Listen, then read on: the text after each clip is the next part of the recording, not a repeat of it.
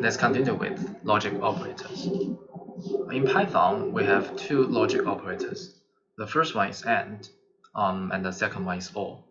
To help you guys understand the logic state operators, I've actually prepared several examples. So for the example here, we have two single statements. The first one is 1 less than 2, and the second one is 2 less than 3. You can easily find out that both statements are true. So we can actually change those statements to the straight booleans, which are true and true. And let's see what's the result. So it's actually true, right? Similarly, we use the same logic and technique to find out what we'll all do in different statements. So here we have three statements. The first one is 1 equal to 2, which is false. And the second one is 2 equal to 3, which is false as well. And the last one, 4 equals to 4, which is true. So the three statements are false, false, and true, respectively. So we do the same. We can false or true, and the result is true. So to summarize, for AND operator, the statement is true only if all comparisons are true. Otherwise, the statement should be false. And for OR operator, the statement is true if at least one comparison is true. Otherwise, it should be false. So with this in mind, we can continue to deal with if and else statements easily. So sometimes you want to determine the true or false of a condition. This is how if statements comes in. Let's look at the example here. If 1 less than 2, then we print yep. Since 1 less than 2 is true, then we should print yep, right? And the second example, if 1 equals to 2, we should print first. But it turns out that 1 is not equal to 2, so the first statement is false. So we should actually ignore the first part. Then we will continue with the else if statement. 3. Let's decide if 3 equals to 3 is true. So it's actually true, right? Then we should print middle. And we will automatically ignore else. Next, we will discuss loops. There are actually two main types of loops. The first one is for loops, and the second one is while loops. So what are the functions of loops? When you are writing code, sometimes you want to repeatedly running a program or repeatedly printing out something. This is the time that loops comes in. To explain, we first create this list of sequence called seq, and we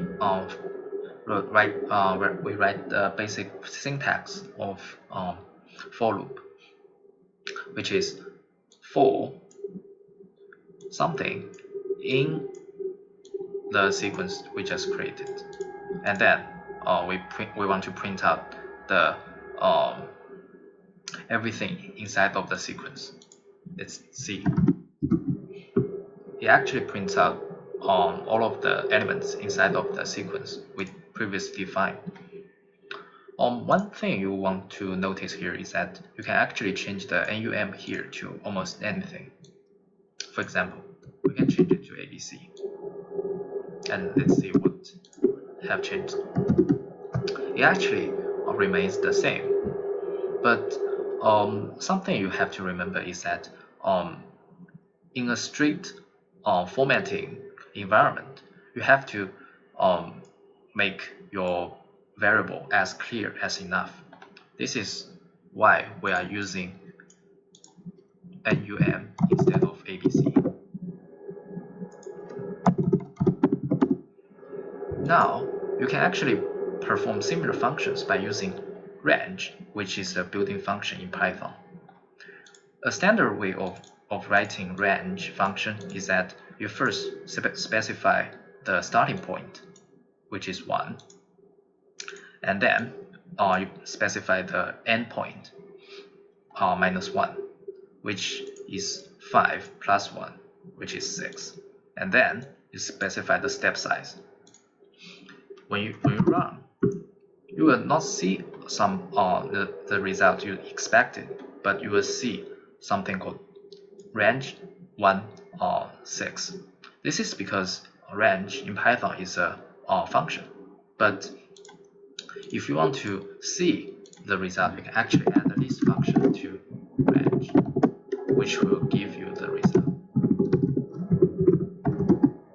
It's the same as sequence we previously defined, right? And if you look at on the type of the range function, it will tell you that it's a range. It's range, so actually a separate class of function. So we can actually do the same as what we did here.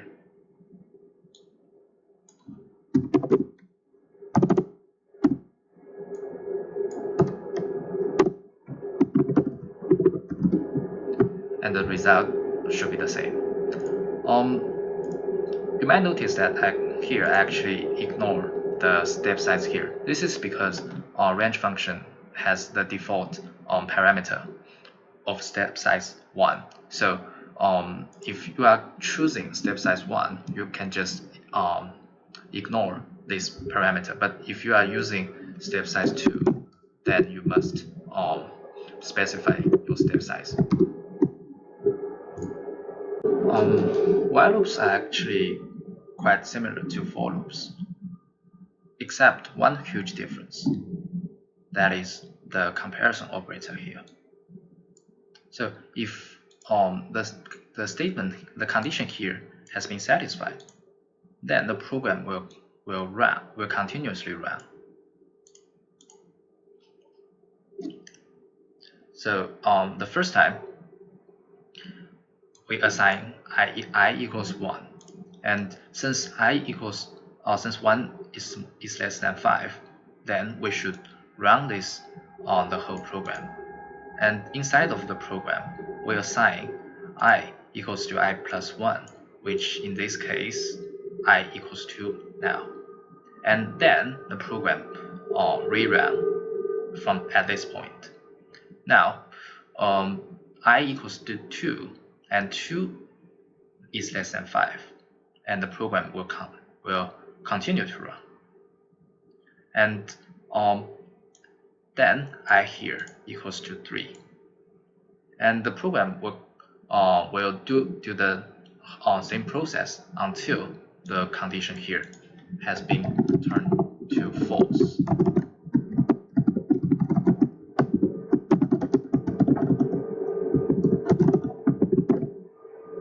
Let's see what the result of this statement.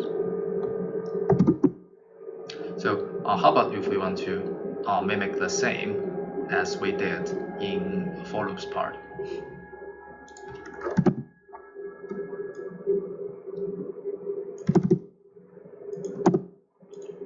We can do something like this. It's actually the same. Now let's go ahead and talk about functions. Functions allow you to basically not have to continuously write code over and over again, and you can just write it inside of a function and then call the function itself, which saves you a lot of time and makes your coding more efficient. So let's discuss the basic syntax of defined functions. The keyword for function is def or def, and this allows you to define function, and then it's a space, and then you have to specify the name of your function. You still have to stick to the point we discussed previously, that your code or your variable name should be understandable and straightforward. So, like in this case, I named my the name of my first function, my underscore func, and then I specify a parameter. So the parameter is something that you might use inside of the function. So if I'm not specifying the parameter of my function, it will output an error message which says that my function missing one required positional argument, which is named param1. So the correct way to do this is that I have to specify at least something. In this case, I just type it default, and then you can see that the program has actually been run.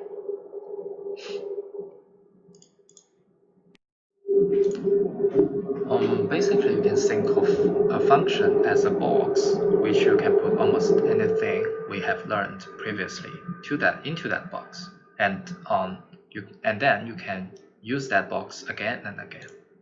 And here, let's see another more advanced example with loops. Let's define a function called power loops.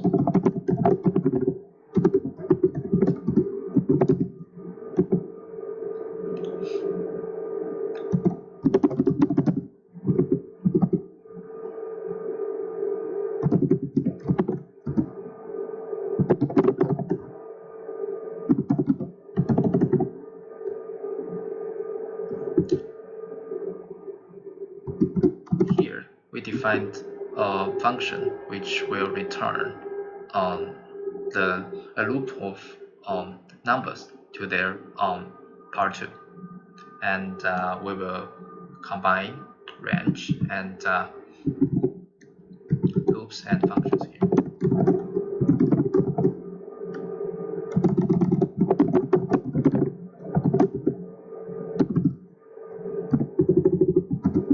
And you can see that we actually have 4 lines of code. The first one, which is the square of 1, which is still 1, and the second is the square of 2, which is 4, and the third line, which is the square of 3, which is 9, and last one is 16. We mentioned methods previously several times, and now we will get into methods. Methods in Python are very similar to functions, except for 2 major differences. While here you don't have to understand the theory behind them. Being able to recognize both methods and functions are quite important. So I actually made some examples here. You can see that here len, which stands for length, is obviously a function. If you recall something we did previously, we actually defined the function and we call the function. So here you might have some intuition about how a function looks like. It's like the function name and then a parenthesis, and inside it's your parameters. But for methods, it's just quite different. Methods is actually implicitly used for an object. So here it cannot be outside of the scope of a certain class or object. For example, here my list is a variable name which points to a list, which is a class in Python. So here the method should have a dot before them. Similarly, you can see that all methods have a dot between before it. So by understanding this, we can go ahead to talk about some building methods in strings and lists. Here I actually listed some of the notable methods in strings, which are lower, upper, split, and count. Here we first assign something to assign a string which named tweet, and lower is actually make all of the elements inside of the string to be lower cases. Since the original one has G, F, and S as capitalized letters, what lower do is that I converted all of the upper cases to lower cases. So similarly, upper can convert all of the lower cases to upper cases. And interestingly, both methods won't affect the original string. And if we output the original string, it just stays the same. Now let's talk about split and count. So split is actually used to separate a string. It will separate strings based on the parameter you put into the parentheses. In this case, I put a pound sign. So the result will be automatically stored in a new list, right? You can see that the pound sign was removed, and it actually separated them to two parts. The first part is go for them, and the second part is sports. And the last one, count, actually counts the number of times the parameter appears in the string. In this case, I want to count the number of times the pound sign in the tweet string, and you can see that the result is 1. It's pretty straightforward, right? And then I want to discuss some building methods in lists.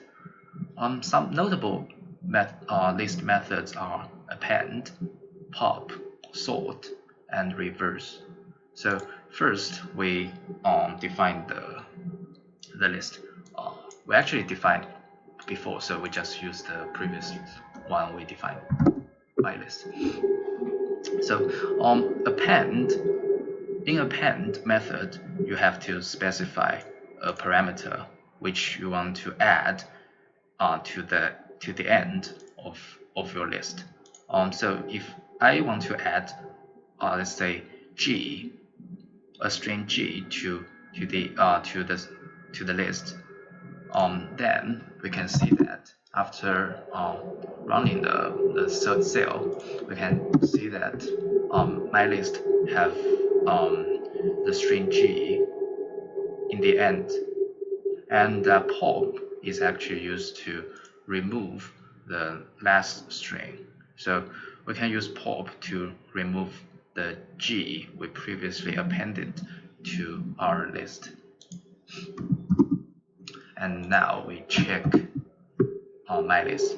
You can see that G has been removed. Here I will leave sort and reverse for you to study yourself. And I actually posted an optional practice along with this tutorial. So you might want to have a look to check if you have known the Python basics. Yeah, thank you.